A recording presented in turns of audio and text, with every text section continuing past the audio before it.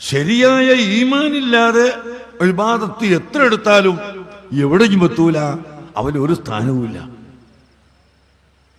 ലാ യഖ്ബലുല്ലാഹു അമലൽ മുബ്തദിഇ ഹത്താ യർതദിഅ.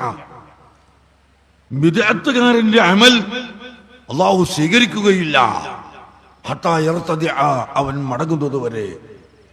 നബി സല്ലല്ലാഹു അലൈഹി വസല്ലം തങ്ങൾ പഠിപ്പിച്ചതാണ്. ബിദ്അത്ത് അഹ്ലുസുന്നത്ത് വൽ ജമാഅത്തിൽ നിന്ന് പുറത്തുപോയവൻ അതാണ് ബിദ്അത്തുകാരൻ. ആ ബിദ്അത്തുകാരൻ എത്ര നിസ്കരിച്ചിട്ടും ഫലമില്ല, 1000 റക്അത്ത് നിസ്കരിച്ചിട്ടും ഫലമില്ല. അത് അല്ലാഹു തആല സ്വീകരിക്കൂല.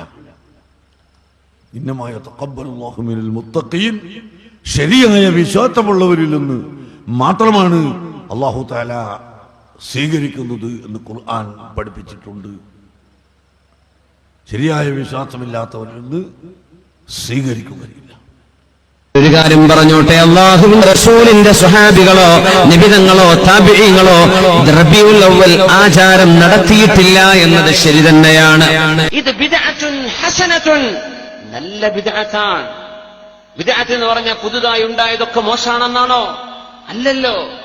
ബിദ്അത്തുൻ ഹസനത്തുണ്ട്, ബിദ്അത്തുൻ സയ്യിഅത്തുണ്ട്. മോശപ്പെട്ട ബിദ്അത്തുണ്ട്, നല്ല ബിദ്അത്തില്ലേ?